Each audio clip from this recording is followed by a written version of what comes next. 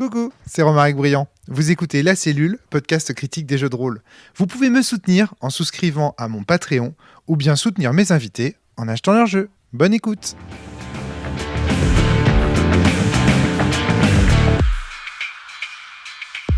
Bonjour à toutes et à tous et bienvenue sur le podcast quasi mensuel hebdomadaire, on ne sait plus très bien de La Cellule, le dernier podcast de la saison. Et pour ce dernier podcast, deux nouveaux podcasteurs. Anne-Cécile, bonjour, ça va la pêche? Salut.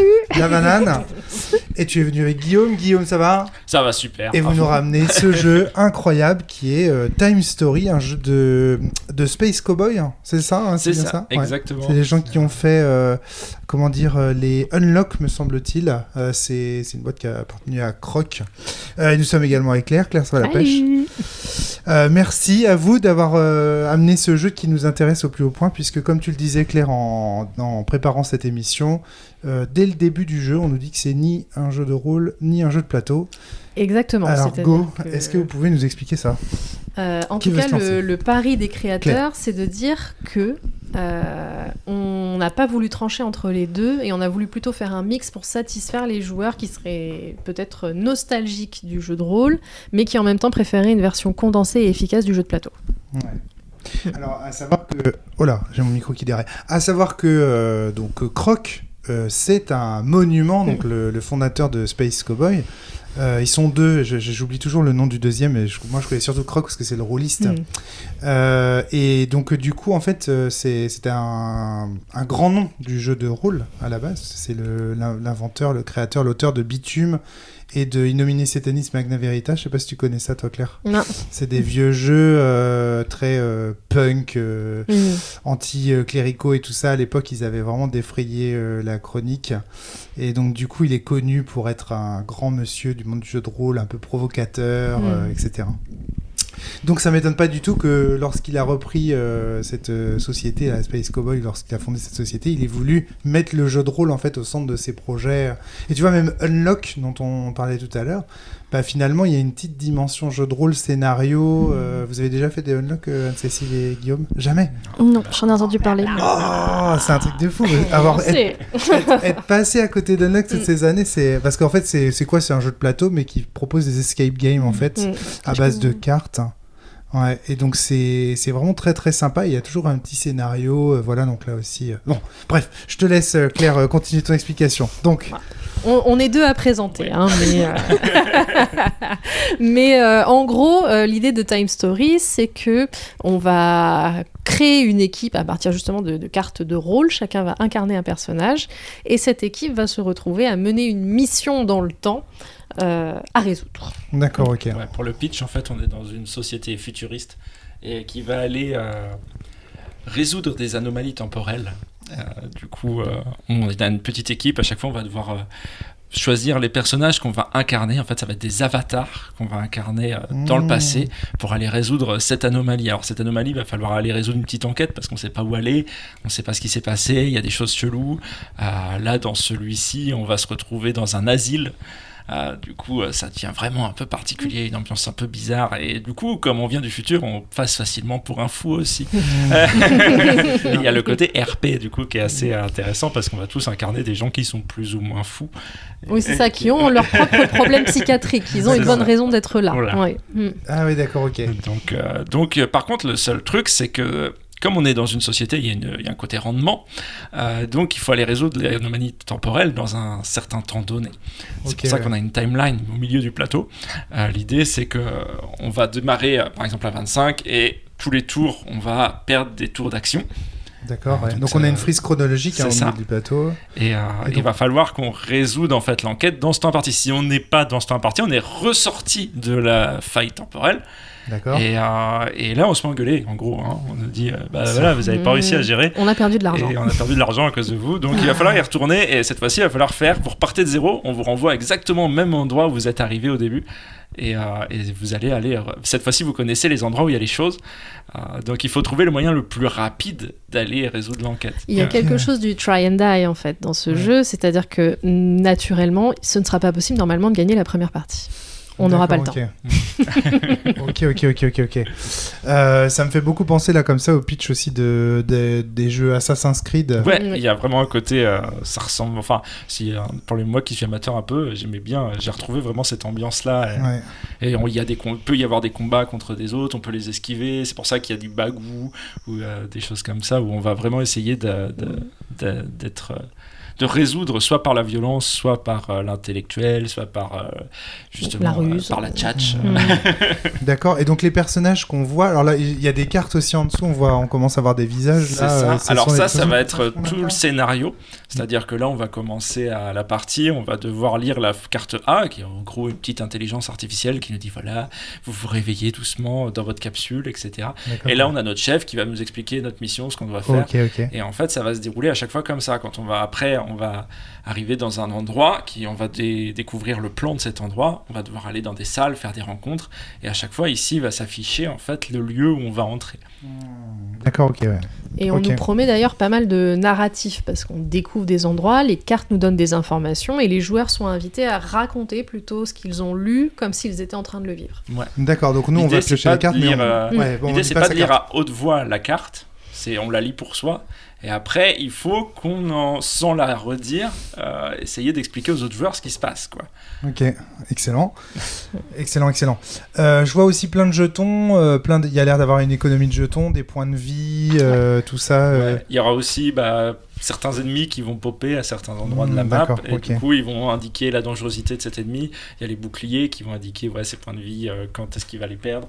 C'est ça, en fait, comme c'est vraiment aussi sur la logique de l'escape game, un petit peu, il faut réunir un certain nombre de conditions pour pouvoir avancer. D'accord. Et donc, il faut qu'on trouve un moyen de résoudre les problèmes, et notamment en accumulant soit des jetons qui vont nous permettre de passer des nouvelles cartes, soit des compétences qui permettent de casser les jetons des ennemis, entre guillemets. D'accord, il y a aussi des cartes éléments ou des objets qui vont nous permettre d'aller soit échanger un petit peu comme un gardien, voilà, j'ai la clé, ou au contraire le tabasser plus vite, ou alors résoudre des énigmes, vraiment c'est ça. Et des fois ça va servir strictement à rien. C'est pour ça que en fait c'est toujours dans l'idée du contre-la-montre, c'est qu'il y a vraiment des parties du jeu qui ont été faites pour nous faire perdre du temps. D'accord. Et on est en coopération, c'est un jeu coopératif, on n'est pas les uns contre les autres, à aucun moment on peut avoir un traître dans l'équipe ou quoi que ce soit, non, il n'y a pas de ça. Même c'est très collaboratif dans le sens où on part du principe que tout le monde est capable de pouvoir télépathique, donc ce que je sais vous le savez. Ah, le bon truc pour résoudre ce problème. D'accord, ok. Alors sans les rôlistes qui ont rencontré des problèmes, tu vois, au cours de leur partie de rôle, et qui ont décidé dans leurs règles de jeu de faire ça, comme ça, c'est bon, ça s'est réglé, voilà. Ok, très très cool. Comment t'as entendu parler de ce jeu, Guillaume ? C'est toi qui est le possesseur. Alors, c'est assez rigolo. J'étais à une soirée chez des copains sur une péniche, et ils ont dit qu'est-ce qu'on fait ? On dit on va jouer à un jeu de société, ça c'est génial, et voilà. Donc c'est pas du tout par Assassin's Creed que t'as. Pas du tout, non, ouais, c'était vraiment. Ouais. Voilà, c'est des potes qui m'ont dit ça c'est génial, et voilà, on a joué à ça et on a fini de jouer. Je suis allé sur Vinted et j'ai trouvé ça plus toutes les extensions. Un gros fan. Je l'ai acheté direct. Day one. Et du coup, toi, c'est quoi ta culture de jeu ? Qu'est-ce que tu fais comme jeu en général ? À quoi tu joues ? Tu joues depuis longtemps ? Je suis un joueur occasionnel. J'aime bien jouer. On fait des jeux de rôle tous les mois. Avec Anne-Cécile, donc qui est notre Dungeon Master. Salut. D'accord, ok. Et après, sinon, un jeu de société, là, j'ai forcément rien qui va venir à l'esprit. Vous êtes plutôt rôlistes, donc, du coup, tous les deux. À l'origine, on joue beaucoup depuis qu'on est môme, vu qu'on est tous frères et sœurs. Ouais. Tu révèles. Le secret est révélé. Toute la famille au grand complet. Non, mais c'est cool. Mais c'est vrai qu'au fur du temps qu'on a moins de temps, quand on est obligé de choisir, on a fait plutôt du jeu de rôle ces derniers temps. Ouais. Ah bah, c'est chouette. Ok, ouais. Très très bien. Et ben c'est parti. Moi là comme ça à vue de nez je vois pas trop, enfin sauf si t'as des choses encore à expliquer, Claire, avant que la mise en place du plateau de commande. Ça a pas pris très longtemps à être mis en place, hein. En 10 minutes Guillaume tu nous as fait ça. Oui, ça va assez vite en fait, parce que c'est tout, t'es bien distingué, même si on mélange les cartes, on les retrouve super facilement. Là je pense qu'il va juste y avoir un temps en fait où on va assimiler nos propres personnages avant de se lancer dans la mission. Ouais, repérer en fait il y a des designs pour tout ce qui est caractéristique. Par exemple, on a de l'adresse, tout ça va être plutôt en vert, le bagou, ça va être plutôt en jaune, la force de combat, et ça va plutôt en rouge. Et, il y a des petits pictos. Il y a des couleurs qui vont en fait permettre d'aller assez vite. En fait, c'est des choses qui sont assez. Globalement, standard. Visuellement, je pense qu'on se repère très vite dans le jeu. D'accord, ok. Et juste rapidement, Anne-Cécile, toi, t'as déjà joué à Time Story ? C'est juste pour situer un peu. Ouais, une fois. Une fois, ouais, ok. Ouais. Donc t'es pas une grosse joueuse, t'as pas tout fini. Non, on a pas. En fait, ça fait longtemps qu'on cherche un moment pour recommencer parce qu'on a perdu. Okay. On n'a pas eu le temps de refaire une partie. Ouais. Très bien. Et Guillaume, toi, pareil, t'as pas joué énormément en fait ? Alors, moi je l'ai fait 2 fois déjà, parce que je l'ai joué avec mes amis, mais en fait, le coût du temps, en fait, ça limite forcément en fait notre expérience dans le jeu, dans la map en fait. D'accord, ok. Et donc, ça donne forcément envie d'aller chercher plus loin. T'as presque envie qu'à la fin de la timeline, non, je veux pas arrêter, quoi, je veux continuer à explorer. D'accord, ouais. Donc, en fait, il y a ce côté-là qui est hyper frustrant. C'est vraiment un jeu qui joue sur la frustration. Et du coup, t'as tellement envie qui a envie de d'y retourner, quoi. Ouais. Ok, d'accord. Ok. C'est intéressant aussi de faire un petit tour de table pour savoir à quel niveau vous êtes. Moi, j'ai jamais joué. Hein. C'est vraiment la première fois, même que j'en ai déjà entendu parler, évidemment, mais c'est la première fois que je vois le plateau et tout, donc je vais tout découvrir. Voilà. Et toi, Claire, du coup, t'as déjà joué aussi. Alors, j'ai fait une partie et j'ai terminé le jeu en disant mais je déteste ce jeu. Pas parce que moi j'ai adoré l'univers, mais en fait, je suis ce genre de personne qui est jusqu'au boutiste. Et là, on m'empêche littéralement d'aller voir ce qui se cache derrière la vieille porte de la grange ou derrière la botte de foin, parce que je vais perdre trop de temps. Et ça me ronge littéralement de l'intérieur. Ah, d'accord, ok, je vois. Parce qu'en fait, si j'ai bien compris ce que t'expliquais tout à l'heure, Guillaume, c'est que la timeline, ce sont des actions en fait. Ouais, c'est-à-dire que le temps qui passe, c'est autant d'actions qu'on va faire. On va lancer des dés et ils vont nous dire là, cette action que vous faites, genre aller parler à un kidam qui est complètement fou, ça va vous coûter 3 jetons de temps. Ah, c'est encore mieux que ce que je pensais. Ok. Et ces 3 jetons de temps, ils vont servir à rien parce qu'en fait, ce mec-là est vraiment fou. Il n'y a rien à lui apprendre. Il n'y a aucun verre du nez à lui tirer. Il y a vraiment dans la frustration, ça va très loin. Ok, d'accord. Ok. Ah oui, d'où le dead and retry, parce que du coup, ce gars-là, tu le réinterrogeras pas, et donc du coup, tu gagneras du temps. Oui, c'est ça. Ok, d'accord. Ok, je vois un peu le genre. Ok, c'est parti. Moi, j'ai envie de tester direct. On revient vers le micro.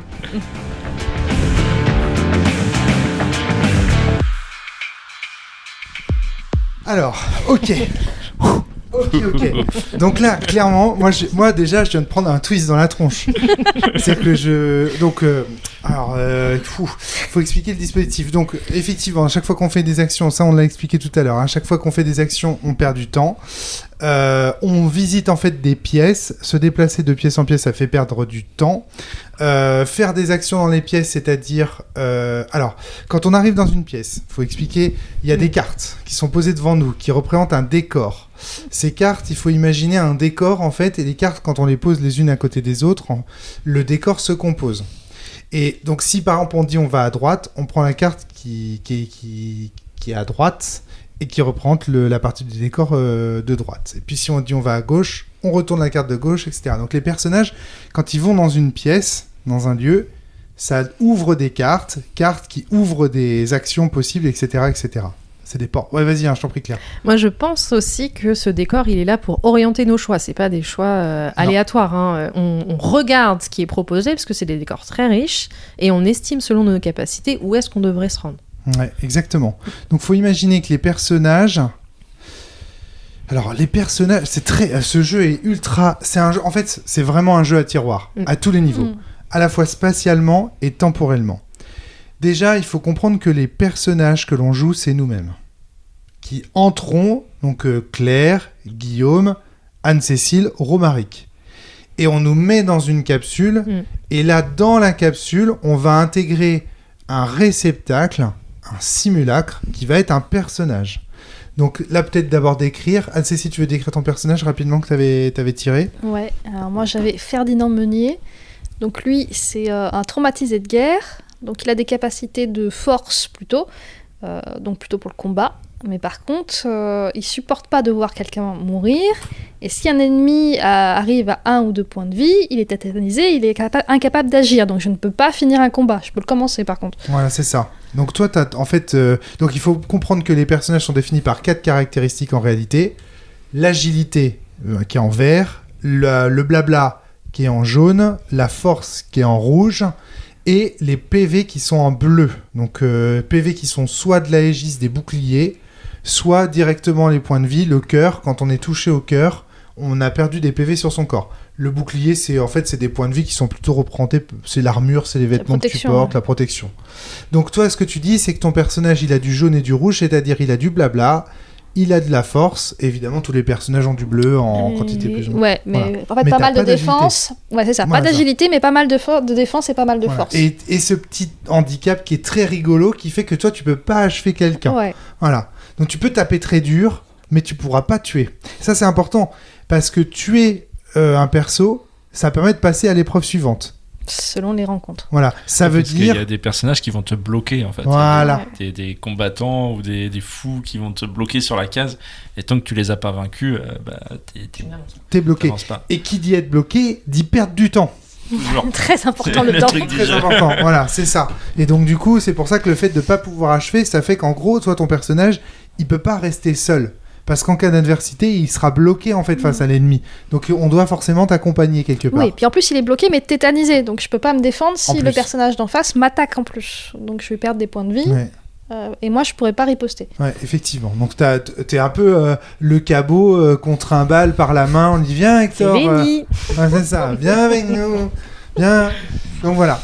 Donc ça, voilà. Donc le personnage d'Anne-Cécile. Guillaume, présente un petit peu ton personnage. Donc moi, mon personnage, c'est Edith Jolibois, qui est une cannibale. Alors l'intérêt, c'est que... c'est incroyable. J'avais pas vu qu'il y avait des dessins derrière. Il y avait des illustrations. Super travaillé en plus. Ouais. Non, en fait, l'intérêt de mon personnage, c'est qu'il est hyper équilibré. Super. Elle a beaucoup d'agilesse, elle a beaucoup de blablatage, elle a même niveau de force, elle a de partout en fait. Ouais. Et mais surtout, l'intérêt de ce personnage, c'est que comme c'est une cannibale, à chaque fois que je vainc un ennemi, que je l'achève, je vais prendre une petite bouchée à la fin, et ça va me redonner un point de vie. Par contre, je peux pas aller au-delà de ce max de points de vie que j'ai de base.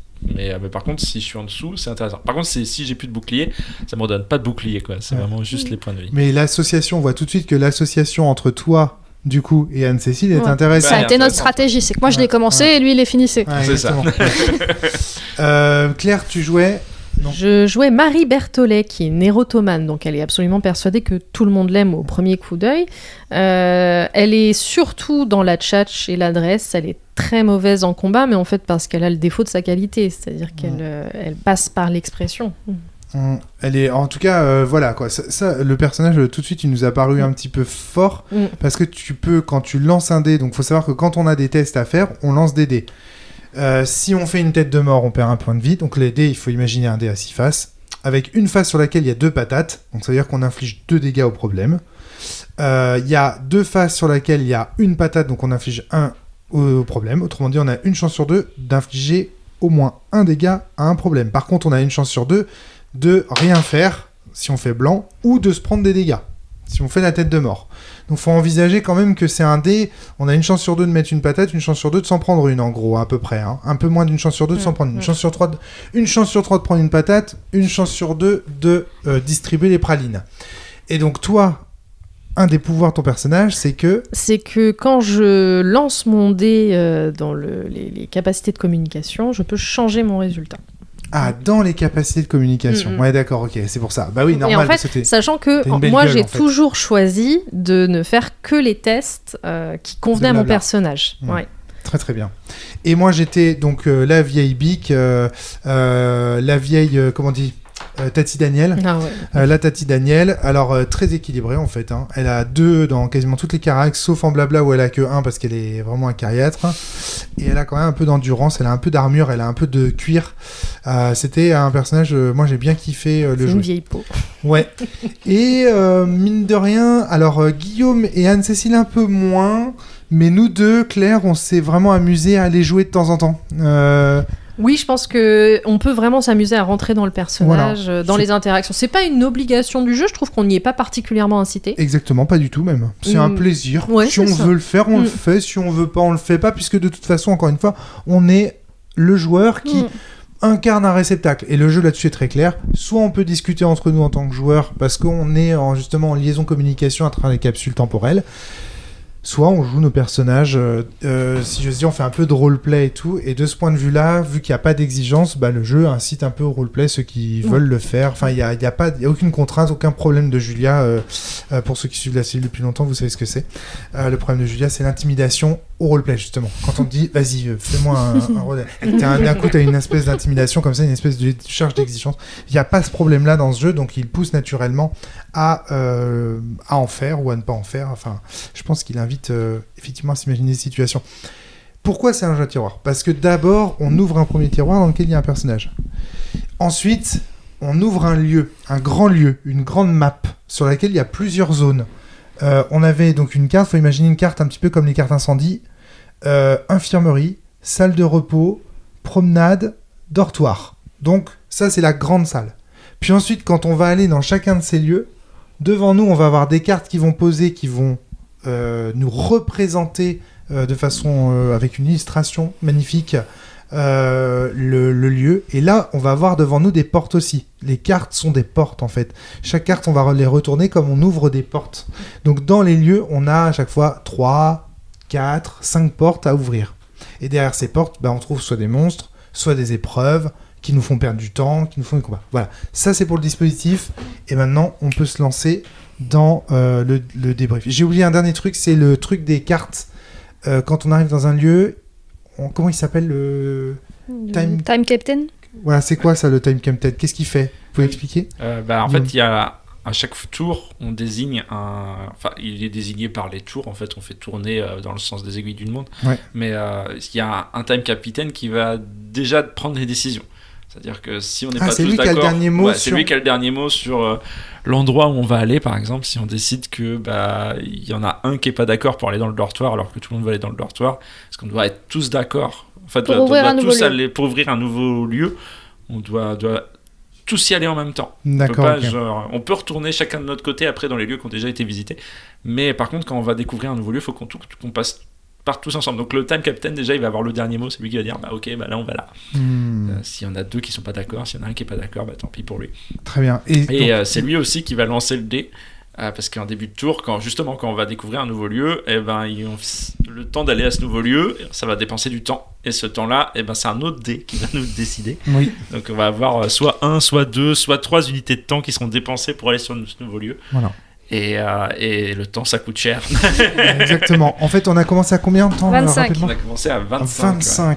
On a commencé à 25 temps. Donc à chaque fois qu'on change de lieu, on lance un dé.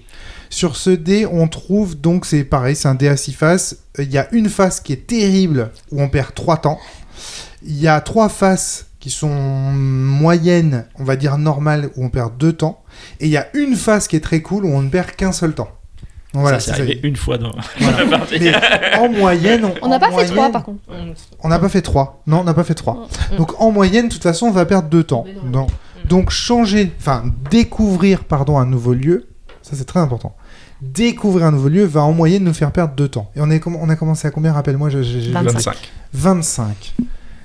Ça va très vite. Ça va très vite. Ça va très vite. Sachant que les actions nous font perdre du temps aussi. Enfin, rappelez-vous. Donc, 25, ça veut dire que potentiellement, on pourrait visiter, si on fait 2 à chaque fois, 10 lieux, faire 5 actions. Il y a 4 lieux, 1, 2, 3, 4, 5 lieux de base. Ok. Et on en découvre au fur et à mesure. Là, nous, on en a fait combien ? On a fait le dortoir. On n'a pas fait la cuisine. Il y a que la cuisine. Pas fait la cuisine. Faudra tenter. On a fait 9 lieux, je crois. Mais c'est assez rigolo parce que moi, c'est la 3e fois que je fais une run. Que je fais une partie. Et j'ai jamais eu la même partie, quoi. Je veux dire, le labyrinthe là qu'on a fait, sans un petit spoil. Non, mais vas-y. Le labyrinthe qu'on a fait, je l'avais jamais fait jusqu'ici. Ouais. On a réussi à trouver. Faut raconter. Donc en parlant à une doctoresse, on réussit à trouver un bureau dans lequel il y a un médecin qui nous dévoile un passage secret. On l'emprunte et là en fait les cartes, on doit retourner les cartes pour trouver l'issue de ce lieu. Et en fait c'est un espèce de mini casse-tête qu'on va faire un peu. Enfin, je sais pas si vous connaissez Ricochet Robot. C'est un jeu sur lequel chaque joueur est en train de réfléchir autour du plateau aux meilleures options pour déplacer le robot. Enfin voilà. Et ça ressemblait vraiment beaucoup à ça. C'est-à-dire qu'on était tous les 4 très concentrés sur l'énigme. Quand on avait l'idée d'une solution, il y en avait un qui devait dire « Ah, je crois que j'ai trouvé un truc !» Puis à un moment donné, toi, ou je sais plus, c'est Anne-Cécile qui a découvert le poteau rose, qui a découvert une petite astuce, en fait, sur le truc, et ça a tout débloqué, et j'ai trouvé que c'était des passages de mini-jeux très sympas. Sachant qu'on pourrait refaire exactement ce passage de rentrer dans le cabinet, voir le médecin, et faire encore une version différente, puisque nous, on a décidé de tabasser le médecin. Oui, tout à fait. Si ça se trouve, c'était vraiment un allié, mais ne sachant pas, par prudence, on s'est privé de guide. Ouais, on aurait pu essayer effectivement. À chaque fois, chaque carte, chaque lieu nous propose. Franchement, il y a des choix A, B qui sont vraiment très nombreux. Donc au final, c'est normal, Guillaume, que tu aies cette sensation d'avoir jamais fait la même run. C'est très sympa. Je retrouve aussi dans le jeu ce côté que j'adore dans Unlock de tu retournes la carte et tu as de l'histoire derrière. Et en fait, tu as une petite description, tu as un petit truc en fait qui va te dire voilà, c'est vous arrivez dans tel lieu, il se passe tel événement, c'est un tel, il ressemble à ça. Et ça crée tout de suite une espèce d'ambiance. Immédiatement, moi, je vous ai proposé de mettre un petit peu de musique pour qu'on ait vraiment cette sensation d'être dans un scénario de l'appel de Cthulhu, parce que c'est vraiment ça, on est en 1920, dans un sanatorium, enfin voilà, on a tout le lore Cthulhu, et d'ailleurs, on a même à la fin rencontré des créatures du mythe Lovecraftien, donc on est sympathique. Pas très très sympa, hein, ils nous ont carrément buté.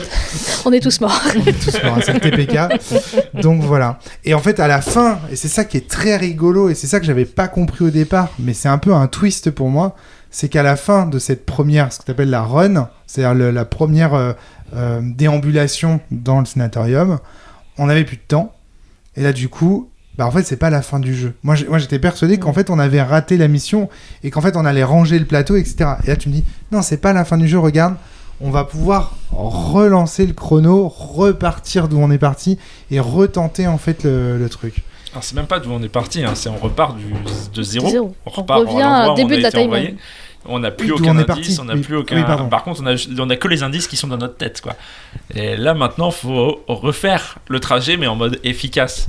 Puis il faut s'imaginer que là, notre besace, elle est pleine d'objets. On a une clé, littéralement, on ne sait pas à quoi elle sert. Moi, j'ai une ventouse pour déboucher les toilettes. Mais ces objets, on les perd. Ouais, oui, mais on ne sait toujours pas à quoi ça sert et si ça sert.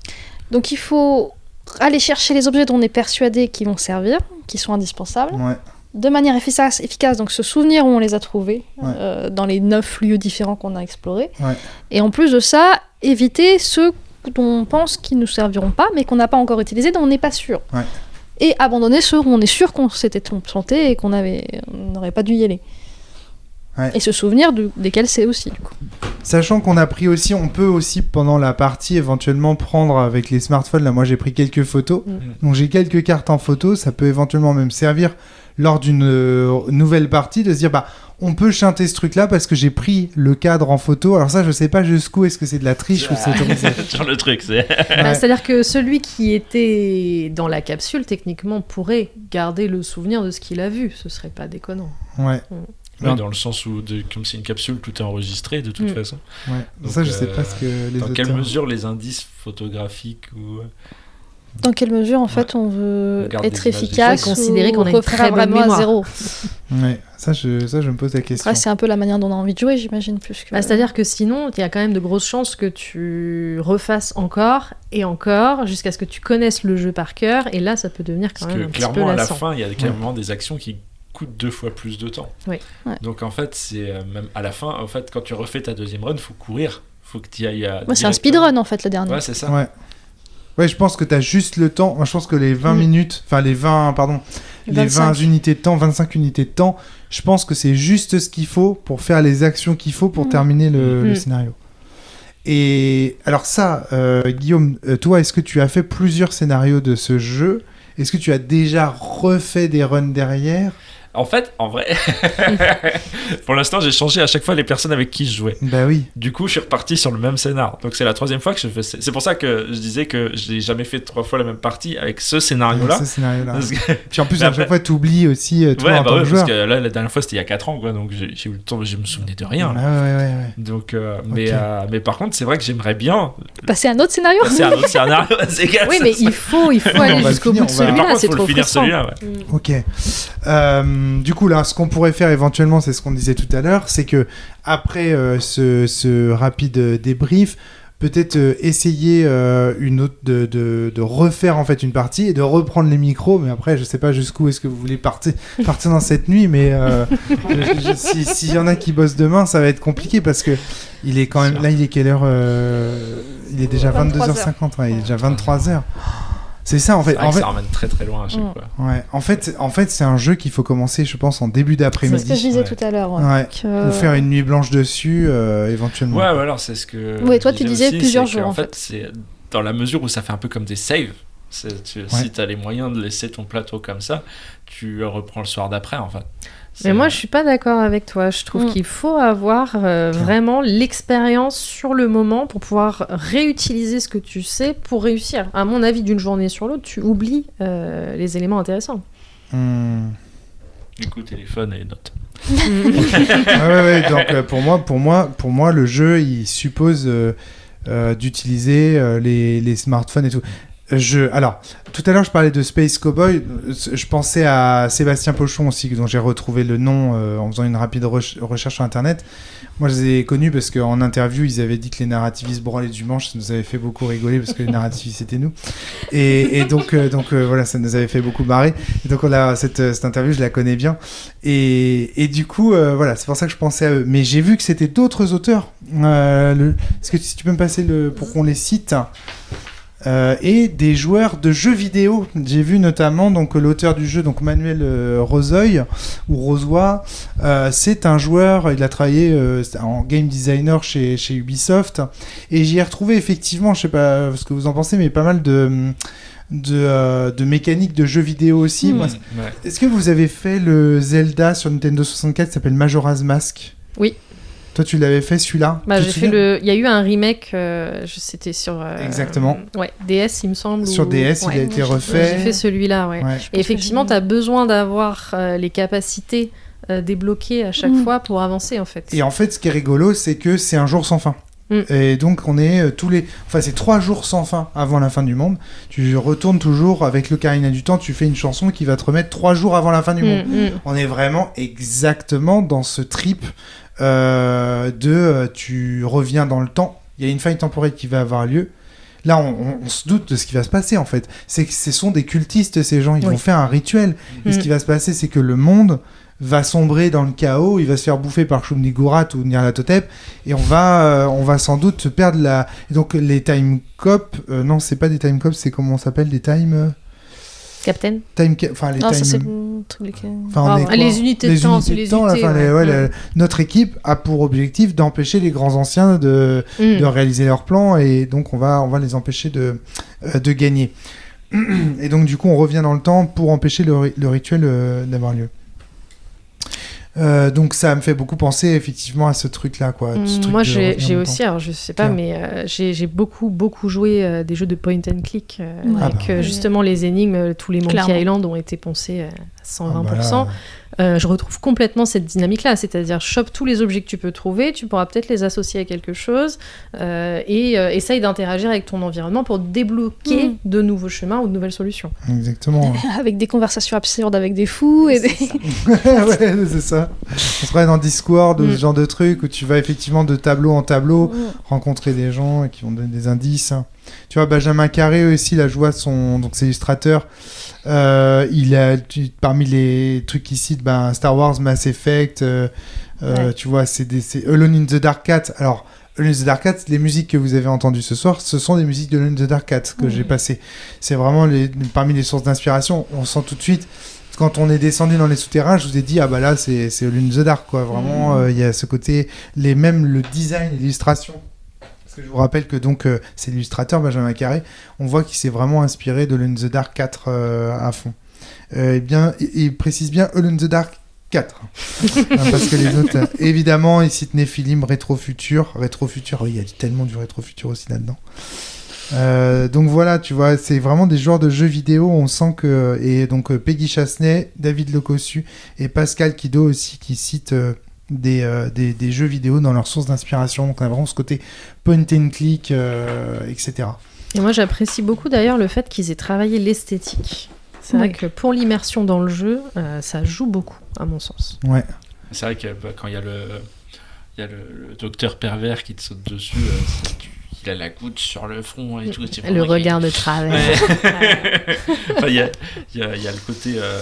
même les personnages sont travaillés. Et tu sens... Enfin, je veux dire, les joueurs de cricket, ils ressemblaient trop à Orange Mécanique. Tu te dis qu'ils vont se casser la gueule, que ça va être la baston et tout. Mais non, ils veulent vraiment jouer au cricket. Il y a vraiment... le jeu te piège et les illustrations te piègent aussi. Alors, en plus, il y a un travail de mise en scène...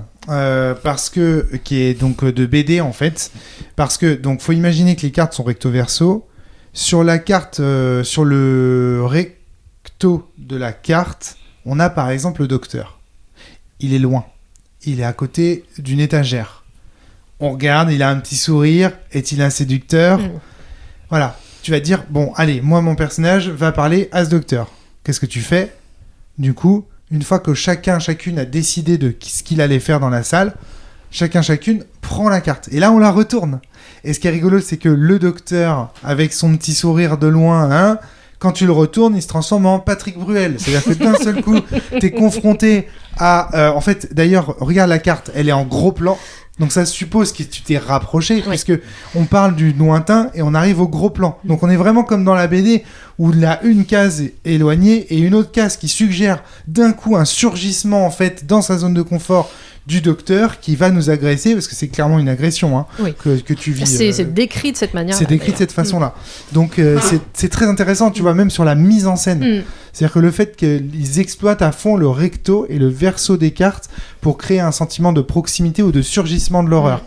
Ce qui est là aussi, tu vois, je lisais tout à l'heure la bio de Carré et de Chassenay et le Cossu, tu vois, le Cossu il a fait les Beaux-Arts et on voit vraiment ce travail là esthétique de chaque carte. C'est ça qui fait cette sensation très forte d'esthétique, etc.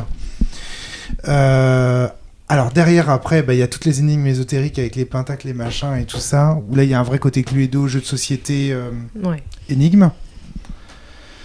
On a parlé du labyrinthe, on n'a rien compris là. On n'a pas eu le temps on n'a pas les indices, on n'a pas les... il nous manque plein de choses.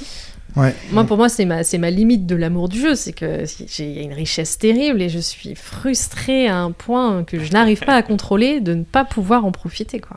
Alors, mais parce qu'il est pensé pour être joué de multiples fois. Mais est-ce que ça ne deviendrait pas lassant, tu vois ? Moi, je me pose la question aussi, tu vois, une fois que tu as fait une run comme ça, il y a un côté... vous êtes sûr, là, on s'en fait une deuxième ? C'est la question, je me pose... c'est pour ça que j'ai envie presque de poser les micros, de faire peut-être 20 minutes d'une autre partie et de les reprendre derrière. Si on a le temps, là. Ça vous dirait ou pas ? On essaye ? Allez, est-ce que c'est maintenant. c'est facile de remettre en place ou pas ?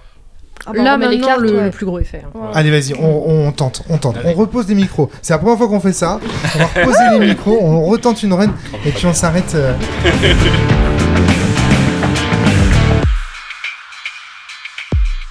On est dans la première salle, donc je prends le micro pour décrire ce qui se passe. Donc là, on est sur la run numéro 2, on est dans la première salle et déjà, on est en train de se poser des questions. N'hésitez pas à prendre les micros si vous voulez. Donc déjà, premier élément, c'est les 25 points de... Alors déjà, il y a un truc qui me plaît beaucoup là dans ce qu'on est en train de faire, c'est que, en fait, comme chacune connaît le jeu maintenant, on est tous en train de faire des choses autour de la table. C'est-à-dire que moi, je viens de remettre le jeton sur 25... on a remis les petits papiers. Voilà, on sait. Ah, regarde, ça on a le droit. Non, regardez le symbole. Les plans, on a le droit de les garder. Les plans, on a le droit de les garder. Pas tous. On a le droit de garder le docteur. On peut directement aller dans le chemin du passage secret. Alors, il y a un autre truc aussi, c'est que quand on a fini la run, notre chef instructeur, donc celui qui nous a mis dans les capsules et qui nous a demandé d'effectuer la mission, donc le commanditaire, il nous a dit vous pouvez garder les indices qui ont un logo particulier, le logo de l'entreprise pour laquelle on travaille. Donc là, du coup, on sait maintenant que les lieux sur la grande carte, vous savez, la carte qui ressemble à un truc d'incendie là. Cette grande carte-là, on vous a dit, il y a plusieurs lieux qui s'explorent et dans ces lieux, plusieurs cartes qui s'ouvrent. Et bien ces lieux-là, on va les garder. Donc là, par exemple, le docteur, le fameux passage secret qu'on a découvert, et ben on va le garder. Donc il considère le jeu, on a la mémoire en fait du passage secret. Et littéralement, c'est encore une invitation au speedrun, puisqu'on n'a plus besoin de passer par l'infirmerie. Voilà, on peut chanter directement, effectivement, un élément. Ouais. Oh là là, mais c'est génial en fait. Alors là, tu vois, pareil, cet hommage que le jeu rend au speedrun, ça c'est très vidéoludique aussi dans le design. Oui, il y a le côté try and die aussi. Dead and retry, c'est ce que tu disais, ouais. Exactement, ouais, tout à fait. Donc là, du coup, on est dans la pièce, donc là on se réveille dans la pièce, donc on est des voyageurs temporels et nous nous réveillons dans la salle de repos, me semble-t-il, hein, c'est ça ? C'est ça. Et il y a quand même une petite chose amusante, c'est qu'on a une carte de fin de mission à lire si on échoue pour la 2e fois. Oui, et attends, mais on en a plein, hein. Il y en a plein. Ce qui change un peu si la mission elle est ratée, parce que ce sera plus le même message que la première. Ah, mais attendez, regardez, à chaque fois, on garde des éléments différents. En fait, je pense qu'ils nous autorisent à garder des éléments différents. Oui. Et donc, plus ça va, plus on a d'éléments, en fait. Mais c'est trop marrant comme Ok, d'accord. Parce qu'envie de rater beaucoup. Bah, en tout cas, de tenter le speedrun. Là, j'ai vraiment envie de tenter le speedrun. Je pense qu'en vrai, il y a aussi des malus. C'est que vu que ça coûte de l'argent, visiblement, de retourner dans le passé, Oui, après, il va nous mettre des bâtons dans les roues. Attends, raconte ça, Cécile. J'ai pas entendu. Pourquoi tu dis qu'il va nous mettre des bâtons dans les roues ? Si on commence à rater trop, on va avoir des malus. Peut-être qu'on aura moins de temps pour faire... Parce qu'il y a du scoring, en fait, dans le jeu. Je sais pas, Ce qu'il nous dit, en gros, c'est que nous envoyer dans le passé, ça coûte très cher. Et que notre grade va en pâtir si on rate trop. Donc si ça se trouve, en fait, c'est dans l'idée où tu fais d'autres scénarios après, tu auras des récompenses à la fin pour faire d'autres parties. D'accord, ok. Mais du coup, Guillaume, là, le jeu que tu as, c'est le scénario du scénarium uniquement après, tu as des extensions qui vont te permettre de jouer d'autres scénarios avec. Parce que voilà, t'as qu'un seul scénario dans le Time Stories de base. Et c'est celui qu'on est en train de faire là. C'est ça. Ah oui, donc quand même, t'as... Ok. T'as pas d'autres scénarios derrière. Ouais, ok. Donc la rejouabilité du jeu, c'est quand même de... Sachant que je suis très inquiète, parce que là, on parle de tenter le speedrun, mais je pense que de fait, il va nous manquer des objets. Alors, on verra. Alors justement, ça m'intéresse. Alors réfléchissons. Donc, on est d'accord qu'on a le passage secret du cabinet du docteur Hyacinthe. Donc ça, on sait qu'on peut y aller. Le passage secret nous permet d'accéder dehors. Directement à l'extérieur. Ouais. Mais je pense par exemple aux 2 pierres précieuses qu'on a trouvées. C'est forcément pas un hasard. Je ne comprends pas, vraiment, je ne comprendrai pas si elles ne servent à rien. D'accord, sachant qu'à un moment donné, sur le tableau de la jeune dame là, on nous a parlé des larmes de la manticore. Donc là, on pourrait gagner tout de suite énormément de temps en disant, par exemple ici, on se dirige directement vers le cabinet du docteur Hyacinthe. Ah bah là, on serait directement à l'extérieur, oui. Là, on serait directement à l'extérieur. Mais qu'est-ce que ça nous apporte d'être à l'extérieur ? De toute évidence, le bon chemin, c'est d'aller au kiosque et d'aller trouver les cultistes.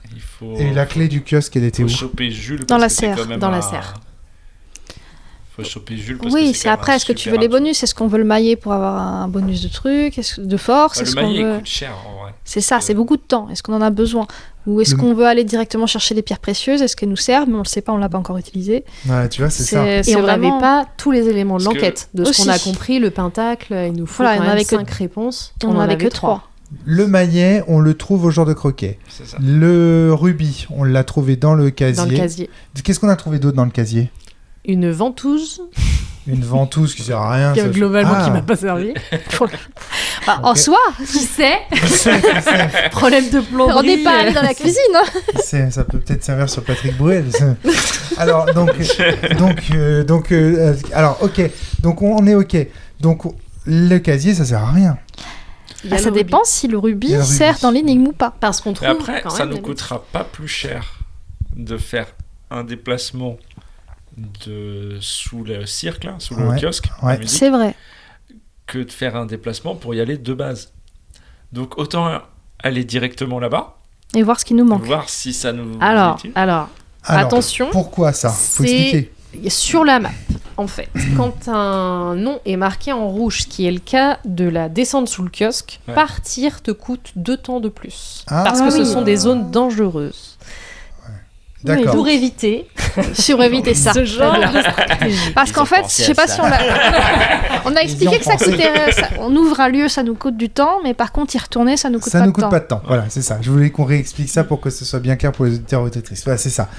Donc là, on est en train de se poser la question. Voilà, est-ce qu'on peut aller directement à la fin et comme ça, en fait, quand on revient en arrière, ça nous coûte moins de temps.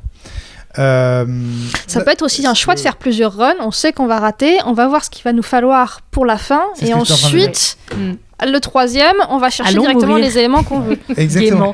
Non, mais là, j'étais en train de me dire, vas-y, on va directement affronter les monstres. On n'est pas rentré dans la cavité en bas. On n'a pas eu le temps. Et on est mort.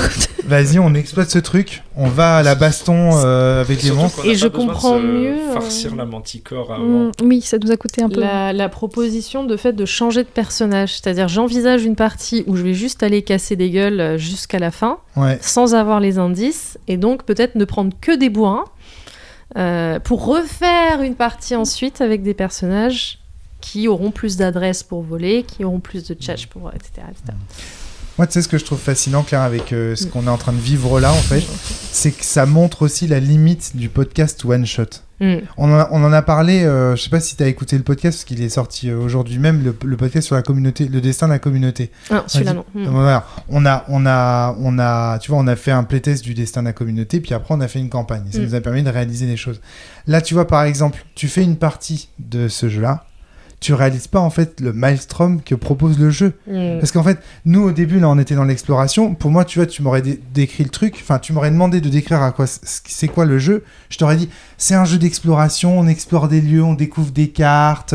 Ça raconte une histoire. Tu vois, c'est un jeu d'enquête, c'est un jeu d'énigmes. Mais en fait, non. Tu vois, là, le maelstrom qu'on est en train de vivre en ce moment et ce qu'on est en train de se dire là, la façon dont on explore le jeu, c'est plus du tout la même. On est dans une espèce de niveau méta où on est en train de réfléchir à comment on peut casser le jeu maintenant. Comment hacker le jeu, c'est ça. Quelle stratégie. On n'est plus du tout dans le roleplay, on est dans tout à fait autre chose. Là, on est vraiment dans du ludisme pur et du speedrun pur, à étudier des runs, effectivement. Est-ce que le mot run fait partie du vocabulaire du jeu ou est-ce que c'est toi qui l'as introduit, Moi, je l'ai introduit, je sais pas, mais je l'ai pas lu. Je ne crois pas l'avoir lu. Parce que la run, c'est vraiment un truc du speedrun, ça, pour le coup. Mon ami Yann Chauvière, qui a animé pendant des années 88 miles à l'heure, connaît ça par cœur. Pour un scénario. Non, il n'y a pas le mot run. Je ne le vois pas pour l'instant. Parce que vraiment, là, il y a quelque chose de ce ordre-là. Et là, on est en train de réfléchir à ce qu'on appelle des routes.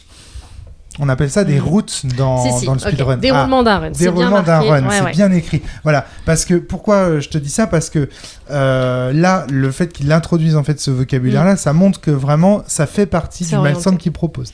Et c'est ce qu'on appelle des routes, en fait. Là, ce qu'on est en train d'établir ensemble, ce dont on est en train de se parler là, c'est de routes. Est-ce qu'il faut passer par le dortoir avant d'aller là ? Est-ce qu'il faut récupérer les munitions ? C'est dans Metroid, Super Metroid, par exemple, qui est un jeu qui a été énormément speedrunné, notamment par un Rennais là, qui s'appelle Brothermine. Et il se pose la question, mais est-ce qu'il vaut mieux passer par cet endroit-là avant d'aller passer là, parce que du coup je gagne quelques secondes sur ce machin, et ça, c'est exactement ce qu'on est en train de faire là. Et littéralement, je pense que le prologue est là pour ça, c'est-à-dire qu'on pourrait se demander pourquoi est-ce qu'il nous enquiquine avec 5 cartes à décrire longuement sur le pré-scénario, mais l'intégralité des interactions de ce prologue sont sur le temps perdu. Ouais, exactement. Et alors, ce qui est rigolo aussi, c'est, on l'a pas dit, mais le time cop, il est pas censé lire les cartes on n'est pas censé lire les cartes, on est censé les décrire à la façon d'un jeu de rôle. Là, la question que je me pose à ce stade, c'est l'interaction qu'il va y avoir entre ce désir de speedrunner en fait le jeu et donc d'aller vers des routes et l'ambiance qu'on a trouvée au début, c'est-à-dire que là, d'un coup, est-ce qu'il faut couper la musique de Cthulhu ? Est-ce qu'on est toujours en train de jouer à Cthulhu ? Est-ce qu'on est toujours dans un univers Lovecraftien ? Ou est-ce que là, on est dans un univers plutôt vidéoludique où on clique sur des cases et on se contente d'aller très très vite ? Et c'est ça que je me demande, quelle interaction. L'intro parlait de ça, du fait qu'il voulait pas choisir entre jeux de rôle et jeux de plateau. Peut-être que c'est aussi parce qu'on peut vivre plusieurs expériences différentes. La première partie me semble très axée jeu de rôle parce qu'on prend notre temps. Voilà. Oui, et après... Peut-être qu'on va refaire parce qu'on n'a pas il y a des lieux où on n'est pas du tout allé. Peut-être qu'on va retrouver ce côté-là une fois qu'on refait des lieux qu'on n'a pas. Et le début, on va effectivement comme on le connaît, on va passer très vite. Ouais. Mais c'est rigolo de voir la différence quand même entre la première partie et la deuxième. Et l'abord même, comment on aborde le plateau dès maintenant. Bon allez, je recoupe le micro, et on reprend.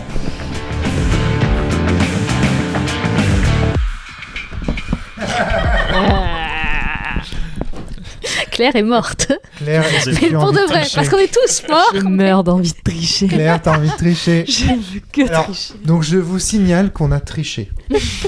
Mais volontairement. Hein. À un moment donné, on a quand même... on est revenu en arrière sur un play. On a décidé de diviser le groupe alors qu'on s'était mis à 1 dans la serre. Ah oui, on pouvait pas. Ça. Pour récupérer un pentacle. On a décidé de se mettre... on était en groupe de 4. On a décidé de... sur cette run, on a été au bout... du bout du scénario. Et qu'est-ce qu'on trouve au bout du scénario ? La mort. La mort. En fait, c'est pas une logique en fait. Dans un jeu, il y a ce qu'on appelle des murs. Dans un jeu vidéo, il y a ce qu'on appelle des murs invisibles en fait. Et là, je pense qu'on est typiquement devant une espèce de mur invisible. Si on va trop vite à la fin du jeu sans les indices nécessaires, eh ben on se heurte en fait à des migots, à des conneries là au fond des trous et ils nous butent en fait. Voilà, c'était fait pour. Donc ce que je trouve intéressant au terme de cette deuxième run, c'est que je pense qu'on a exploré 2 aspects du jeu. Tiens, est-ce que tu pourrais nous lire la carte quand même ? Voilà, on a fini là. En fait, je sais pas si ça rentre dedans du coup.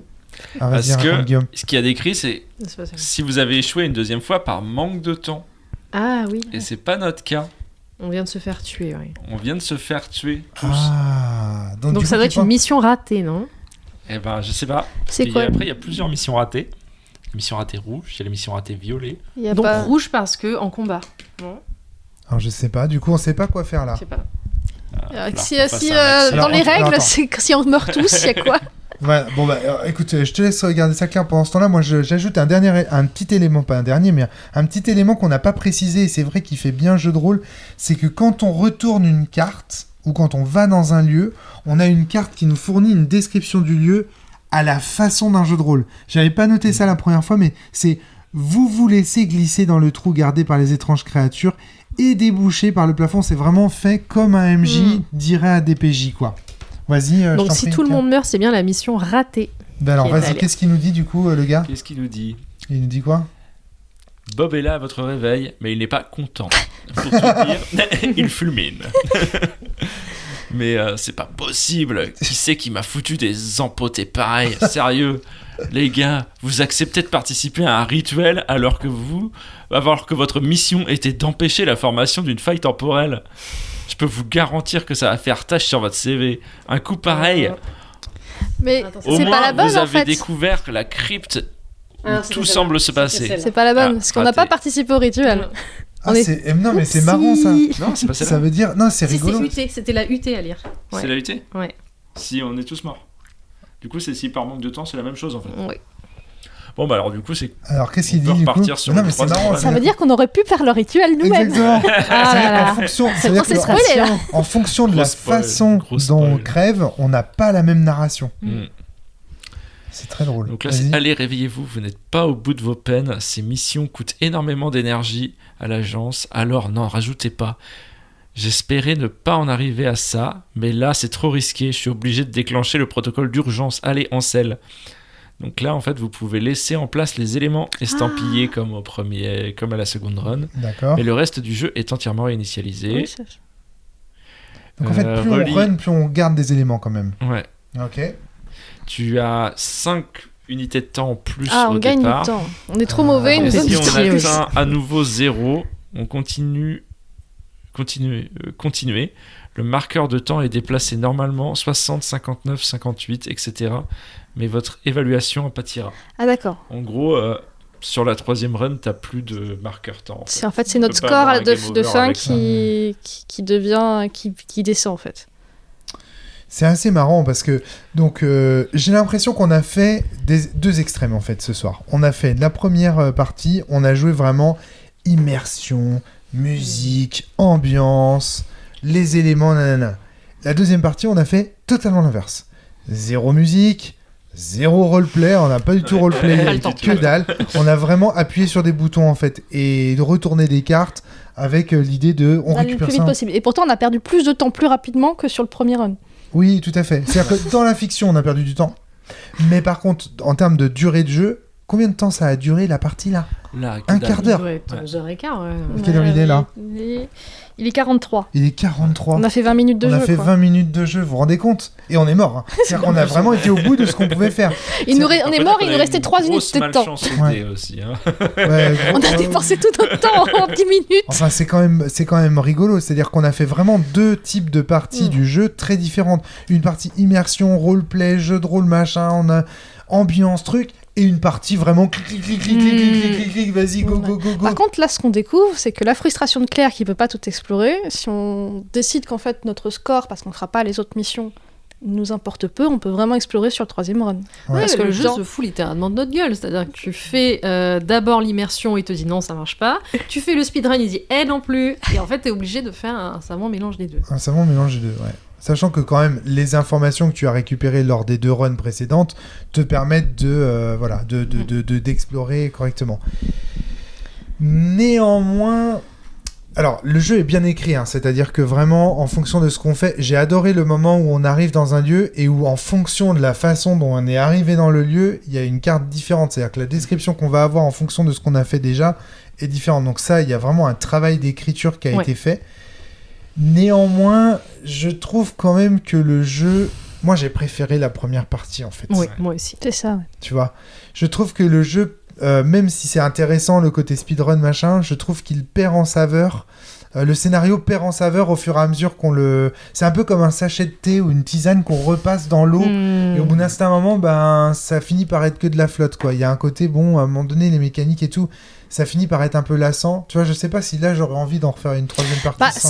J'aurais presque envie parce qu'en fait, il nous explique que le 3e temps, le 3e run, le temps ne compte plus. Et on peut en perdre autant qu'on veut, on aura une mauvaise note peut-être, mais on peut explorer autant qu'on veut. On va pas retrouver à 0 et revenir à la capsule. Ouais, mais est-ce qu'il va pas y avoir un petit côté... on clique là parce qu'on n'a pas encore cliqué là. Oui, tu mais Claire disait qu'on avait une frustration sur pas pouvoir explorer. Oui. Là, on pourrait explorer. Mais ma version idéale serait en fait la première sans limite de temps. Moi, j'ai pas besoin de cette adrénaline-là, quoi. Par contre, je suis terriblement frustrée de devoir renoncer à tout le temps. Mais en même temps, l'horreur Lovecraftienne, parce que moi je la vois venir, l'histoire là. L'agence pour laquelle on travaille, c'est certainement pas des humains qui la dirigent. Hein. Vous voyez ce que je veux dire, hein. Bon, si vous connaissez Lovecraft, vous savez très bien que dès que ça se passe dans l'espace, et voilà, il y a un grand ancien derrière, il y a des migots, il y a des machins qui trifluent des cerveaux des humains. Enfin bref, on est dans du Lovecraft, tu vois. Donc je vois bien où ça va. Mais... je sais pas... En fait, pour l'horreur, Claire, s'il n'y avait pas cette dimension temporelle, on perdrait quelque chose. Ouais. Le fait qu'on court après le temps, ça nous pousse aussi à faire des choix, d'exploration. Des erreurs. Alors que moi, mon plaisir, ça aurait été d'aller voir le mec qui danse dans le jardin avec les yeux en l'air, à moitié fou, et discuter avec lui, quoi. Mais après, ça, c'est pas tellement le jeu là qu'on est en train de juger pour le coup, mais c'est plutôt ton goût, c'est goût personnel. Ouais. C'est-à-dire que là, tu dis, ce que tu es en train de nous dire, c'est que moi, ce que je préfère, c'est les jeux de société plus contemplatifs, du type des jeux de rôle, etc., plus que des jeux de speedrun. C'est ça, moi, je suis frustrée de ne pas pouvoir explorer, mais c'est complètement personnel. Là, je retrouve des mécaniques un petit peu comme des Space Alert ou des choses comme ça, où le groupe se met d'accord sur des stratégies et en fait, ils explosent en plein vol parce que les dés, parce que machin. On a vraiment explosé là. Voilà, on a explosé. Ouais, mais on a explosé rapidement, donc au final, c'est pas tellement frustrant en fait. Non. Puis on l'a pas prise au sérieux, donc. Voilà, ouais, c'est vrai qu'on l'a pas prise au sérieux. J'ai noté aussi quand même un côté, peut-être, alors ça je vais me tourner vers toi Guillaume pour le savoir, mais il y avait beaucoup de manipulation de cartes quand même là, du coup, vu qu'on allait très très vite. Est-ce que c'était pas un peu chiant ça ? Je me demandais... C'était, en fait, comme on sait déjà où elles sont, en fait t'as presque plus envie d'aller retourner les nouvelles, tu vois. En fait, quand je me suis remarqué, quand on a remis les anciennes cartes, on est arrivé dans les régions qu'on connaissait déjà, on n'a même pas sur les cartes qu'on connaissait déjà, même les bonus on n'est pas allé chercher, on est allé directement pour aller à l'essentiel. Et quand on est arrivé sur des nouvelles cartes, on était presque sur une nouvelle zone, il y avait des nouvelles cartes, on était presque comme ça en fait, c'est-à-dire est-ce qu'on fait vraiment tout ou est-ce qu'on va se concentrer sur une case pour continuer à faire pour aller le plus loin possible en fait. On s'était vraiment dit on va le plus loin possible sur cette partie-là, mais parce qu'on l'avait décidé aussi de cette manière. Si on s'était lancé dans un truc un peu plus exploratif, est-ce qu'on serait pas rentrer dans le jeu de l'exploratif. Et du coup, en fait, c'était un peu particulier ce moment-là. Et du coup, ça a changé notre manière de... Ce que tu disais, ça a changé notre manière de jouer, d'arriver dans des cases. C'est que, du coup, on n'a pas la même saveur. On n'est plus dans le roleplay, on a du mal à se reglisser dans le personnage. Ouais. Et c'est presque dommage. En fait, je trouve que il y a un peu de jeu dans le jeu. Oui. C'est que tu as le jeu... c'est ce qu'ils disent, tu t'incarnes dans un personnage, mais du coup, en fait, tu t'es pas vraiment dedans aussi. En fait, tu incarnes, soit tu prends le temps d'incarner le personnage dans lequel tu arrives, soit tu prends pas le temps et tu restes dans l'incarnation de ton, personnage qui est en fait un mec qui est payé pour faire une mission et qui va vite. Et la mise en abîme du jeu fait que forcément, plus tu avances et moins en fait tu savoures le scénario. C'est presque dommage parce que du coup, en fait, tu peux pas profiter de la fin, je trouve. En fait, là, c'est l'arrière-goût que j'ai sur la deuxième run. En vrai, c'est ça, c'est le... je peux pas savourer la fin parce que je peux pas la voir, en fait. Ou alors, il faut prendre le jeu au sérieux. Peut-être que là, on l'a pas... On a trop été dans le speedrun. En fait, peut-être que finalement, le vrai jeu commence à la troisième partie parce que t'as été à fond dans l'exploration au départ et t'as été très lent, t'as fait des choix très stratégiques. Ensuite, tu fais des choix stratégiques en termes d'exploration. Par exemple, j'ai kiffé le fait que lors de la première partie, on a vraiment réfléchi sur chaque scène au décor présenté, à quel personnage allait y aller en fonction de ses capacités. Là, par exemple, on n'avait plus du tout ça, on a passé vite fait à autre chose.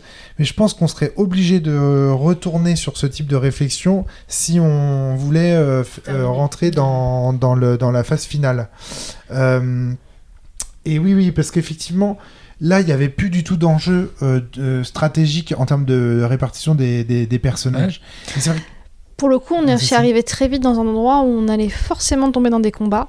Et on avait moins de questions à se poser si on allait avoir besoin de chat ou de blabla ou au contraire... On a quand même débattu bien 5 minutes sur qui va où, est-ce qu'on a les moyens de s'en sortir en termes de combat, et en fait, on n'a pas fait les bons choix. Oui, mais... Oui. Il y a eu un peu de stratégie sur le combat à la fin, de savoir qui on allait sauver. On a eu même un dilemme. Ça, c'est ça qui est rigolo, c'est que dans n'importe quel jeu de rôle un peu narrativiste qui branle du manche, Croc, un dilemme entre Mademoiselle Doom. À un moment donné, on a carrément eu ce dilemme de... donc vous aviez fini votre baston, Anne-Cécile et Guillaume. Les bourrins s'en sortaient. Les bourrins s'en sortaient. Et la mémé était aux prises avec un monstre. Et toi, t'étais aux prises avec un monstre clair. Et en fait, on a eu ce dilemme de toute façon, l'une d'entre nous doit mourir. Et ça n'a pas du tout posé de problème narratif à ce moment-là. On a juste réfléchi en termes de stratégie. Lequel a le plus de chances de s'en sortir, quel monstre est le plus intéressant à buter, comment il faut faire, etc. Mais du coup, il y a un peu de stratégie ludique aussi sur le plan des combats. Pareil, on disait au début, lors de la première partie, que ton personnage était pété, mais parce qu'en fait, Claire, ton personnage parce que t'as le dé blabla que tu peux... Mais en fait... Une fois que tu sors de la tchatch, en fait, il est pété au départ pour l'enquête, mais après, tu vas, sur les dernières runs, tu vas sans doute t'emmerder, en fait. Sur les combats, je vais être très peu efficace. Je pense que c'est même l'idée, c'est qu'elle meurt, dans mon avis. Ou alors c'est effectivement les premiers runs tu l'as et tu changes de tu changes de personnage quand dans les runs suivants quand t'as moins besoin d'enquête. Ce qu'on disait tout à l'heure, on a le droit de changer de personnage entre les enquêtes, et c'est ce que je disais, est-ce qu'un deuxième run ne serait pas propice à 4 bourrins? Clairement on aurait dû. L'autre question que je me suis posée, c'est par rapport au fait, est-ce qu'on a le droit de prendre des photos des indices qu'on a ou pas? Le jeu y a plus ou moins répondu, d'abord à travers ces logos en fait qu'on a le droit de conserver. Donc ça a l'air, les auteurs du jeu, autrices du jeu ont l'air de nous dire, vous ne conservez que les éléments que vous avez. Et d'autre part, les énigmes supposent de positionner les cartes. Le labyrinthe, fallait positionner. Les pentacles, on a commencé à comprendre qu'il y avait effectivement une affaire de positionnement. Donc ça veut dire qu'avec des photos, à moins d'avoir un Photoshop sur soi et de pouvoir retourner les cartes et machin... Non, mais chacun prend une photo avec son téléphone. Alors tu rigoles, mais il y a des unlocks dans lesquels... Parce que ça me fait beaucoup penser, ces énigmes-là. Il faut vraiment beaucoup penser à un autre jeu, à une autre gamme de jeux, en l'occurrence de Space Cowboy, qui est Unlock. Et dans Unlock, il y a des trucs où tu dois utiliser ton smartphone, le retourner, utiliser la lampe du téléphone, enfin des trucs complètement chiadés. Incroyable, parce que pour le coup, Unlock, il y a une application sur smartphone à télécharger. Donc voilà, donc le jeu répond en partie aux questions qu'on se posait. C'est intéressant. Et pour moi, les unlocks répondent à la question de la frustration, en fait. C'est que... Vas-y, pourquoi tu dis ça ? Parce que ces énigmes, quand même, sont faites pour être résolues. C'est-à-dire que t'as pas beaucoup de chances de mourir quand tu fais des énigmes unlock. Tu fais ton escape game jusqu'au bout. Ouais, mais pour le coup, ils ont quand même mis un timer. Il y a quand même un timer qui va te permettre de scorer ta partie. Ouais. Si tu réussis à faire l'énigme dans les temps, t'as 5 étoiles, et sinon t'as... Oui, c'est ça, ta note baisse, mais tu peux aller jusqu'au bout. Bah là, en fait, c'est le principe du 3e run, en fait, où ta note baisse au flux, tu prends de temps, mais en soi, tu peux aller jusqu'au bout si tu, meurs pas. C'est de la torture, littéralement, on est en train de vous torturer. C'est normal, je vois beaucoup de similitudes entre Unlock et ce jeu, et je me demande si ce jeu, c'était pas en fait un proto... Un bêta-test, moi je le vois comme ça. Ouais, quelque part, ils ont... Mais je trouve qu'il y a des choses... Alors, pour défendre ce jeu quand même par rapport à Unlock, je trouve qu'il y a beaucoup plus d'immersion et beaucoup plus de moteur d'imaginaire, d'imagination que dans... Oui. Ah bah, t'es plus investi, ça, c'est clair. Voilà. Dans les Unlock, tu n'incarnes pas grand-chose. T'incarnes personne, ouais. Puis, moi, je me suis quand même surpris à me dire, ouais, j'ai envie d'explorer... Enfin, comment dire... Ouais, de reprendre, en fait, à la fin de cette partie, je me dis... Non, en fait, là, on n'a pas bien joué. J'aimerais me remettre dans le jeu et me dire, ok, comment dire, il y a un juste milieu, quoi, entre les deux. Oui. C'est ni comme la première, ni comme la deuxième, c'est essayer de faire un juste milieu entre les deux. En fait, si je devais y rejouer, moi, la prochaine fois, même avec une autre personne, c'est faire directement le 3e run, en fait, vu qu'on a déjà fait... Mais en 25, c'est pas possible. Littéralement, en 25 temps, c'est pas possible. Il te faut un temps limité. Ouais. Ah mais tu peux pas, si tu fais la 3e run, tu sais pas ce que t'as débloqué ou ce que t'as... Oui, c'est comme ce que disait Guillaume, on peut reprendre, comme il y a un côté un peu, la dernière sauvegarde. On a fait un run, on a fait un 2e run, on s'est arrêté là, c'est la dernière sauvegarde, et en fait la prochaine fois qu'on le reprend, on reprend comme si on avait déjà fait les 2 premiers runs. Parce que comme ça, on peut avancer, quoi. Ouais, c'est marrant ce truc. Et ben, en tout cas, ouais. Alors, est-ce que j'avais encore donc la manipulation de cartes, je t'ai posé la question. Tac, j'avais noté des trucs. Non, maintenant c'est bon, j'ai posé toutes mes questions. Moi, je dirais, peut-être une dernière chose qui me vient en tête, c'est qu'en termes de rejouabilité, je pense que c'est comme tu l'as fait que c'est le plus intéressant, en fait, de reprendre avec d'autres personnes et voir ce que tu découvres de nouveau dans le scénario, quoi. Faut attendre un peu. Dans l'univers. Oui, après quelques années. T'attends un an peut-être pas 4 ans. Ouais, tant que d'avoir bien oublié, quand même. Non, mais même, en fait, tu vois, aller chercher des choses que t'as pas vues, des choix que t'as pas fait. Après, moi, tu vois, il y avait des choses, quand même, qui me sont revenues en tête en y jouant. Ouais, ce que j'ai fait, c'est que j'ai laissé aussi... j'ai rien dit. Je vous ai laissé un peu trouver votre truc, et puis du coup, comme ça, moi, je savoure aussi, tu vois, c'est de voir les autres se planter, ou pas se planter, ou de pas tomber dans le même piège que moi, ou de tomber justement encore plus profond. On est bien tombé là. Mais en fait, tu vois, le plaisir aussi d'y rejouer comme ça, avec une autre équipe, c'est de les accompagner, en fait, et de pas influencer le choix. Et c'est assez agréable. Ouais. Mais sérieusement, vous vous souveniez de ce qui se passait avec le médecin ? Parce qu'à un moment donné, vous le médecin, je savais, je me souvenais. Ok, d'accord. Mais... Vous nous avez suggéré, vous nous avez dit, ouais, mais là, on pourrait peut-être le laisser en vie, au lieu d'aller dans le passage secret tout seul. Moi, c'est surtout à l'extérieur, à la promenade, il y avait ce fameux personnage en costume qui dansait tout seul dehors. C'est là qu'on avait perdu. Je m'en souviens très bien, parce que c'est celui où j'ai fait perdre tout le monde lors de notre première partie, parce que j'ai dit, lui, incontournable. Et on a perdu, je sais pas, 6 tours à faire un rituel avec ce mec, avec la fameuse ventouse. Non, ça rigole. Et on dansait autour du truc. Et en fait, on a perdu sur un rituel païen avec une ventouse à chiottes, quoi. Ils vous ont tellement trollé, quoi. Ah ouais, d'accord, façon donjon de Néalbuck. Ah oui, complètement, oui, tu peux... Là, sur ces runs-là, on n'a pas trop trouvé les parties vraiment absurdes, mais il y en a. Il y en a quelques-unes, quand même. On a été assez sérieux, en fait. Ouais, mais le premier run, en fait, était on a été très bon, en fait, sur le premier. Moi, je me suis demandé si on n'allait pas one-shotter, tu vois. On aurait eu un temps raisonnable de jeu. Ouais, c'est ça. Parce que je pense que c'est la meilleure partie qu'on avait fait. Là, le deuxième run était complètement raté, mais... Ouais, c'était pas raté, c'était une autre tentative, c'était une autre exploration. Mais bon, en tout cas, Ça n'a pas marché. On a perdu Disons que ça n'a pas marché. Très vite. Sur tous les plans, il n'y a rien qui s'est bien passé. Mais le premier run était vraiment très bon en fait, en soi. Ouais. C'est le côté frustrant de Claire en fait, où ça marchait très très bien et on a dû s'arrêter quoi. Ouais, c'est...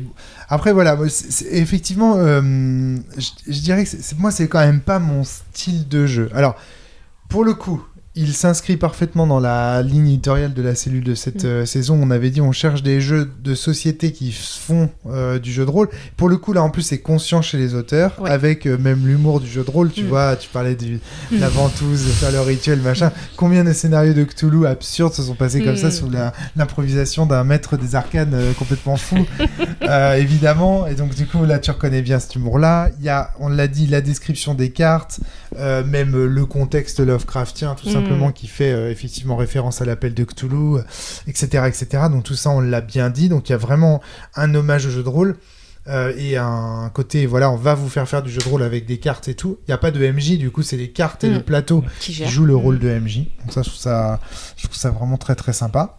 Tout ça est parfaitement bien réussi. Après, je mettrai un bémol, moi, sur cet aspect speedrun et tout ça. Je sais pas. Moi, c'est l'aspect du jeu qui me parle le moins à ce stade. Pareil. Voilà, ça me... Disons que je comprends le plaisir qu'on peut y trouver, mais...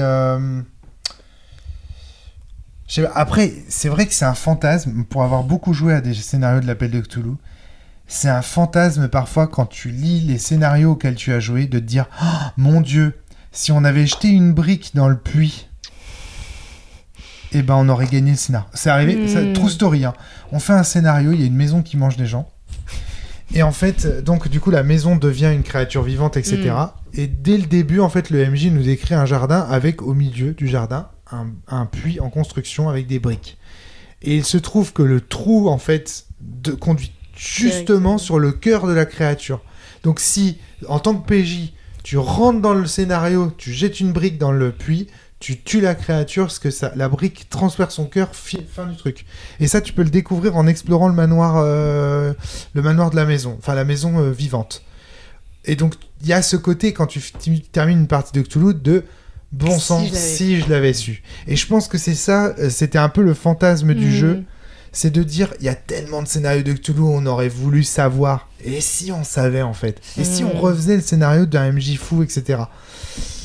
Mais moi, il y a un côté que je trouve un peu fatigant à la manipulation des cartes. Ce serait un jeu vidéo, il y aurait juste à cliquer, peut-être que je le referais. Mais cela dit, je me verrais très bien le faire en jeu vidéo sans limite de temps. Explorer. Mais alors pourquoi sans limite de temps, Guillaume, je trouve que c'est dommage, ça désacralise un peu le jeu de rôle. C'est-à-dire que dans le jeu de rôle, ce qui est intéressant, c'est tes choix.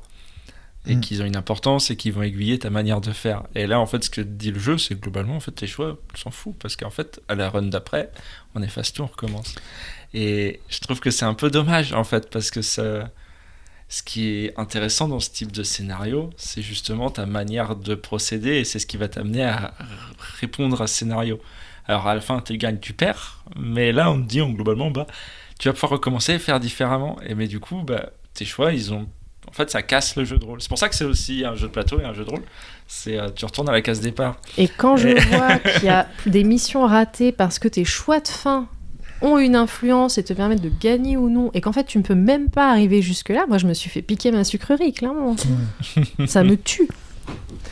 Alors, je trouve ça passionnant, ce que tu viens de dire, Guillaume, sur la désacralisation du jeu de rôle. Mais je pense pas. Parce qu'en fait, ce que ça désacralise ce jeu, c'est pas le jeu de rôle. Parce que, pour le coup, donc, ce que tu dis, c'est que c'est sacré parce que chaque partie de jeu de rôle est unique. Et ça, je suis absolument d'accord avec toi. On en a beaucoup parlé de l'aspect auratique, justement, des parties, du fait que chaque table est unique, chaque campagne est unique, etc. Mais en fait, c'est pas ça que ça désacralise ici, c'est le scénario. Et moi, j'ai envie de dire que le scénario dans le monde du jeu de rôle classique soit désacralisé, c'est une très bonne chose. Parce qu'en vrai, il n'y a rien de plus chiant qu'un scénario.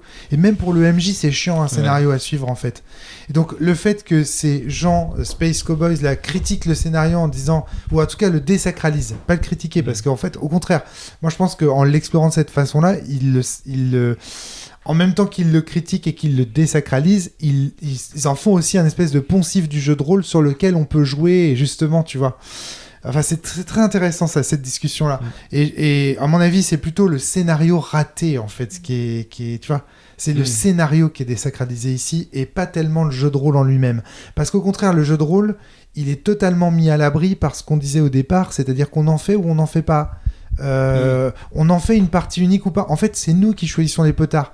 Début de partie, on choisit de mettre les potards du jeu de rôle à fond. En tout cas, Claire et moi, clairement, vous deux un petit peu moins. Anne-Cécile et Guillaume, vous avez un peu moins fait de roleplay et tout ça, mais quand même, mais vous je étiez dans prends plus l'ambiance lentement dans les exploration. trucs. Après, vous étiez quand même dans l'exploration. Quand j'ai mis la musique, ça vous a plu à tous les deux. Donc il y avait quand même cette dimension. Voilà. Donc, enfin, l'immersion était là. Hein. Voilà, je voudrais pas minimiser votre immersion, elle était là à fond. Donc, mais en tout cas, on a choisi. Et puis après, on a enlevé, on a rebaissé tous les potards. Et là, on est parti en mode jeu vidéo, clic, etc. Mais c'est nous-mêmes qui avons choisi. Et c'est ça, en fait, l'intensité que l'on met en fait dans l'activité jeu de rôle. On l'a choisi et voilà. Mais par contre, le scénario ici est désacralisé parce qu'il y a ce côté, bon bah maintenant, on a fait le chemin A, on a exploré le truc. Je me souviens comme ça d'un scénario de Warhammer où il y a des scavennes dans la ville. Tu peux passer par le dessus de la ville ou par le dessous. Si tu passes par le dessous, tu as un chemin A et un chemin B. Le chemin B, t'es mort. Le chemin A, tu survis. Tu vois, il y a un côté vraiment scénario bête et méchant. C'est dans la campagne de l'empereur, là. Enfin, je sais plus comment elle s'appelle, cette campagne qui est hyper... C'est texto dans le truc. Et tu fais, voilà, là, ça, c'est ce type de campagne-là qu'on n'aime pas, en fait, en tant que rôliste, en vrai. En vrai, on n'aime pas ça. Tous les rôlistes vous diront, mais c'est pas ça, une partie de jeu de rôle, c'est un MJ qui improvise et tout ça. Ça, ce type de campagne-là, il est désacralisé par ce jeu. Et je pense qu'il y a une discussion autour de ça. Mais pas tellement le jeu de rôle, en fait. Mais vraiment passionnante remarque, Guillaume, sur l'aspect unique et tout ça du jeu. J'avais pas vu venir, et c'est vrai qu'effectivement, il y a une discussion. Les auteurs du jeu, je pense, discutent avec le jeu de rôle sur ce plan-là. Donc vraiment, un jeu dans la droite ligne éditoriale de ce qu'on voulait effectivement faire. Mais en fait, ce qu'on se dit depuis le début, Claire, c'est qu'en fait, on préfère le jeu de rôle. Ce jeu de plateau, ça nous emmerde. Je l'ai pas dit. Voilà, c'est excellent pour terminer la excellente fin de saison. Bon compte rendu. Et après, à chaque fois, non mais c'est vrai, parce que si tu fais le bilan, dans Rigor Mortis, il y avait très très peu de plateaux au final, et c'est sans doute le jeu, en tout cas moi à titre personnel, c'est un des jeux que j'ai préféré. Ouais, complètement, qui laissait une liberté inconditionnelle. Et voilà. Et en fait, moins il y a de plateaux, plus ça nous va. Mais tu vois bien que le but de ces gens, de ces auteurs, c'était à l'époque, on est en quelle année là? Vous avez l'année de création du jeu, mais tu disais que ça faisait longtemps que tu l'avais, Guillaume. Donc, ouais. Au moins 4 ans. Il a eu d'occasion, donc... Enfin, regardez ça me fait vraiment penser à ces premiers jeux de Space Cowboy où ils essayaient justement d'introduire en fait d'introduire des genres de jeux de plateau. Tu sais, parce que le gâteau du jeu de plateau était énorme, il y avait de plus en plus de genres de jeux de plateau et tout ça, et il y avait vraiment cette ambition de faire découvrir en fait le jeu de rôle à une plus large communauté de joueurs et de joueuses. Et donc je pense que ce jeu s'inscrit 2015. Ouais, ok. Ah bah tu vois, il est plus récent que je ne l'aurais cru. Je l'aurais daté de... Mais 2015, c'est déjà vieux. Hein. Ça fait 10 ans déjà. Ouais, ça fait 11 ans. Ouais. C'est déjà vieux. Mais tu vois, je l'aurais daté d'un peu avant encore. Et ben merci beaucoup, Guillaume et Anne-Cécile et Claire, de nous avoir amené ce jeu. C'est vraiment très intéressant. Est-ce que vous aviez des choses à ajouter, ou est-ce qu'on peut... Oh, ouais, déjà peut-être le truc loin. C'est pas mal. Mais les parties que vous aviez faites ressemblaient vraiment à ce qu'on a vécu là. Hein. Il y avait il y avait à chaque fois cette frustration et à chaque fois cette idée de est-ce que je respecte les règles et je recommence, ou est-ce que je continue, ou est-ce que je triche, en fait, à la fin, il y avait vraiment ce côté-là. On l'a encore jamais fini en plus, donc on a vraiment plus on y joue. Moi, je l'ai fini. Oui, toi, tu l'as fini une fois. Mais dans l'ensemble, sur nous trois, les deux à pas l'avoir jamais fini, il y a un moment où on se dit bon, on y va quoi. On arrête. Je trouve ça intéressant aussi le fait qu'on ait commencé à tricher à partir du moment où on a viré le potard de l'immersion. Oui, mais parce que on le prend plus au sérieux, je pense. En tout cas, on est moins investi personnellement, émotionnellement. En fait, on est là pour découvrir le scénario et y aller enfin, plutôt que de jouer, vraiment. C'est rigolo parce que ça Je pense qu'il y a une pelote de fil à tirer là-dessus. Le fait que l'immersion et l'investissement dans un univers fasse qu'on soit moins enclin à tricher ou à accélérer des règles ou à faire des shortcuts, comme on dit. Ouais. C'est quelque chose de très intéressant, je trouve. Est-ce que ça voudrait dire que l'immersion et la fiction sont plus propres en fait à faire des choses contemplatives et respectueuses d'un certain séquençage dans les règles et tout ça, alors que le côté speedrun et tout, tu parles de désacralisation aussi dans ce côté-là. Est-ce que ça devient pas justement un truc purement mécanique ? Oui, complètement. Je sais pas ça. Ouais, en tout cas, c'est pour le résultat. Mais en même temps, ça va avec ce qu'on nous demande. C'est-à-dire que le gars qui nous demande, il veut du résultat. Putain, c'est vrai. Oui, c'est ce que je disais tout à l'heure, en fait. C'est qu'on commence par jouer les personnages de l'asile, vraiment, pour de vrai. Et après, en fait, on passe dans l'incarnation des joueurs, en fait. Des personnages, des personnes qui viennent faire l'enquête. C'est ce que dit la première carte, en fait. C'est bien, vous avez bien exploré l'asile, vous êtes content. Maintenant, faut aller bosser. Faut aller bosser, quoi.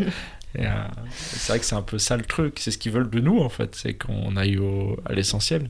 Ah, donc le jeu a conscience aussi de ça. Oui, c'est vraiment, je pense, c'est encadré par la base qui te donne cette instruction et par le message d'échec qui te dit « Ah, mais t'as pas joué comme je t'ai demandé ».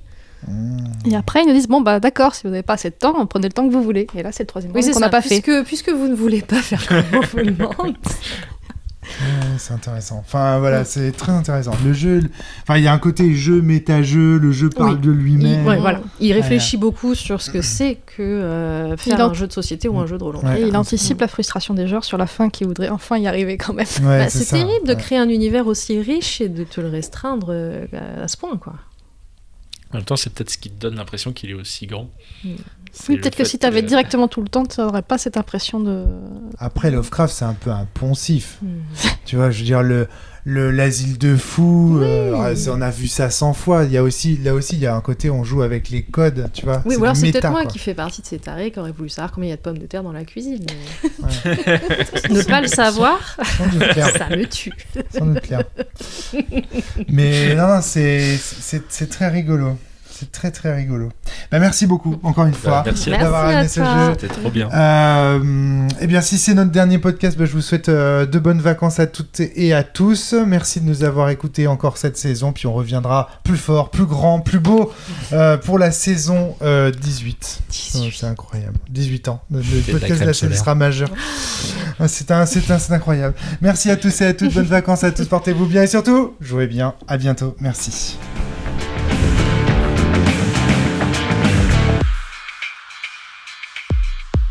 Voilà, c'était le podcast de la cellule. S'il vous a plu, n'hésitez pas à le partager sur les réseaux sociaux, à vous abonner. À très bientôt.